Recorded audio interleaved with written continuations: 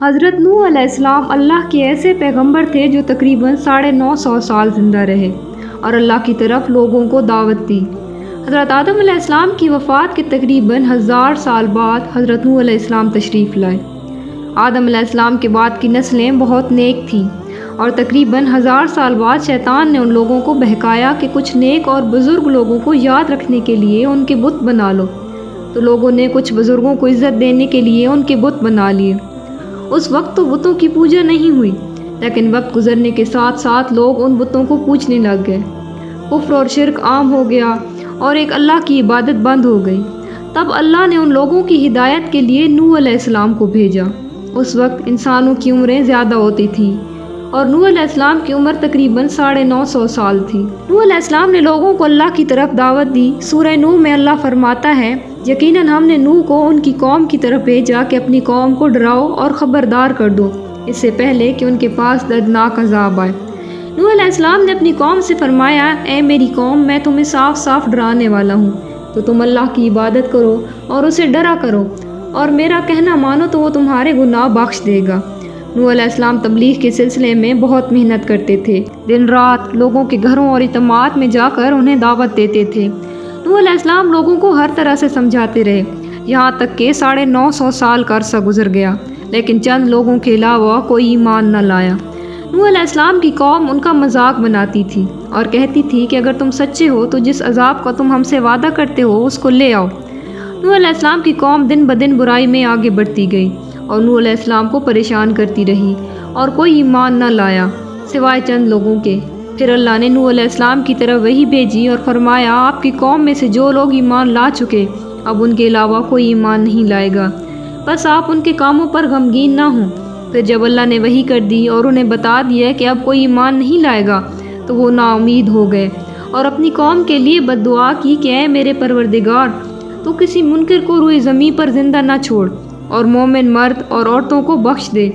نوح علیہ السلام نے جب اللہ کو پکارا تو اللہ نے نوح علیہ السلام کو ایک بڑی کشتی بنانے کی وحی کی، لیکن نوح علیہ السلام نہیں جانتے تھے کہ وہ اتنی بڑی کشتی کیسے بنائیں گے، تو اللہ نے جبرائیل علیہ السلام کو ان کی مدد کے لیے بھیجا۔ نوح علیہ السلام ایک پہاڑ پہ رہتے تھے، ان کے آس پاس درخت نہیں تھے، نہ ہی پانی تھا۔ انہوں نے بہت سے درخت اگائے، پھر ان کو کاٹا اور پہاڑ پر بیٹھ کر کشتی تیار کرتے رہے۔ لوگ جب نوح علیہ السلام کو کشتی بناتے ہوئے دیکھتے تو ان کا بہت مذاق بناتے اور کہتے کہ یہ کیسا مجنون ہے جو پہاڑ پر کشتی بنا رہا ہے۔ آہستہ آہستہ بہت محنت کے بعد ایک بہت بڑی کشتی تیار ہو گئی۔ ایک روایت ہے کہ نوح علیہ السلام نے یہ کشتی 100 سال میں تیار کی۔ اس کشتی کی لمبائی 300 گز، اونچائی 30 گز اور چوڑائی 50 گز تھی۔ ایک اندازے کے مطابق اس کشتی کی لمبائی 1 کلومیٹر سے زیادہ تھی اور گہرائی 30 ہاتھ تھی۔ یہ کشتی عام کشتیوں کی طرح اوپر سے کھلی ہوئی نہیں تھی، بلکہ اس کو جیسے نیچے سے بنایا گیا تھا ویسے ہی اوپر سے بھی بند کیا گیا تھا، تاکہ اوپر سے جو بارش برسے وہ انہیں نقصان نہ دے۔ اس کشتی کے 3 پورشن تھے اور ہر پورشن میں ایک دروازہ تھا۔ اللہ نے نوح علیہ السلام کو حکم دیا کہ مومنوں کو اور اپنے گھر والوں کو اور زمین پر بسنے والے تمام جانوروں کا جوڑا جوڑا اس کشتی میں سوار کر لو۔ پھر اللہ نے آسمان اور زمین میں سے پانی کھول دیا اور سیلاب آ گیا۔ اس سیلاب نے دنیا میں رہنے والے انسان اور جانور سب کو غرق کر دیا۔ طوفان کا پانی پہاڑوں سے بھی اوپر ہو گیا اور صرف نوح علیہ السلام کی کشتی اس طوفان میں باقی رہی۔ صرف وہی لوگ اور جانور بچے تھے جو اس کشتی میں سوار تھے۔ اتنے بڑے نبی کے باوجود نوح علیہ السلام کا بیٹا کشتی میں سوار نہ ہوا۔ نوح علیہ السلام نے اس سے پکارا کہ اے میرے بیٹے، اس کشتی میں آ جا اور کافروں کا ساتھی نہ بن، لیکن اس نے کہا میں کسی پہاڑ کی چوٹی پر پناہ لے لوں گا جو مجھے اس پانی سے بچائے گی۔ نوح علیہ السلام نے فرمایا، آج اللہ کے حکم سے کچھ بچنے والا نہیں مگر وہ ہی جس پر اللہ رحم کرے۔ باپ اور بیٹے کے درمیان یہ گفتگو جاری تھی کہ ایک طوفانی موج نے ان کے بیٹے کو غرق کر دیا۔ جب نوح علیہ السلام کے سامنے ان کا بیٹا غرق ہو گیا تو ان کی آنکھوں میں آنسو آ گئے اور پکار اٹھے، اور تو نے تو مجھ سے وعدہ کیا تھا کہ میرے گھر والوں کو نجات عطا فرمائے گا، اور تو تمام حاکموں میں سے بہتر حاکم ہے، لہٰذا یہ ناممکن ہے کہ تیرا وعدہ پورا نہ ہو۔ اللہ نے فرمایا، اے نوح، وہ تمہارے خاندان سے نہیں تھا کیونکہ وہ کافر تھا۔ کفر نسب کو ختم کر دیتا ہے۔ اللہ نے نوح علیہ السلام سے فرمایا کہ آپ ہرگز وہ چیز نہ مانگیں جس کا آپ کو علم نہیں۔ نوح علیہ السلام یہ بات سمجھ گئے اور فوراً اللہ سے توبہ کی۔ فرمایا، اے میرے پروردگار، میں تیری ہی پناہ چاہتا ہوں، اس بات سے کہ تجھ سے وہ مانگوں جس کا مجھے علم نہیں۔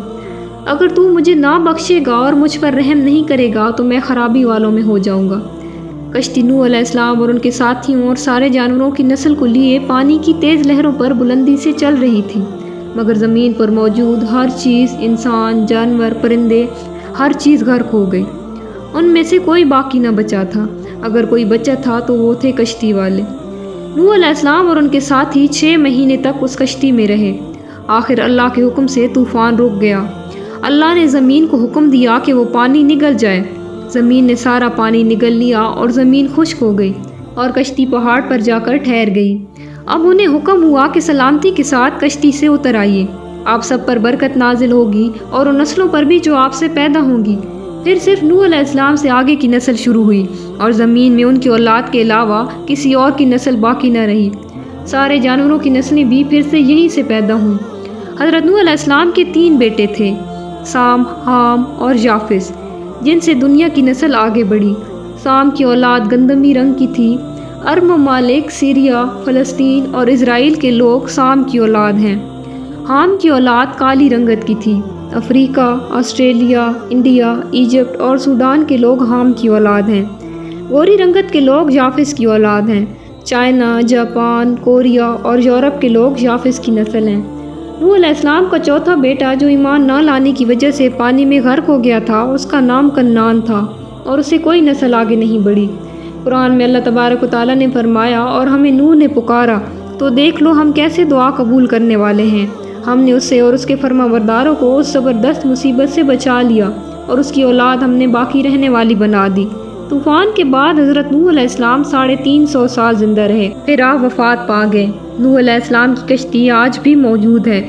ماہرین آثار نے ترکی میں اس کشتی کو ڈھونڈ لیا ہے۔ قرآن مجید میں اللہ فرماتا ہے، اور بے شک ہم نے اس واقعے کو نشانی بنا کر باقی رکھا۔ ہے کوئی نصیحت حاصل کرنے والا؟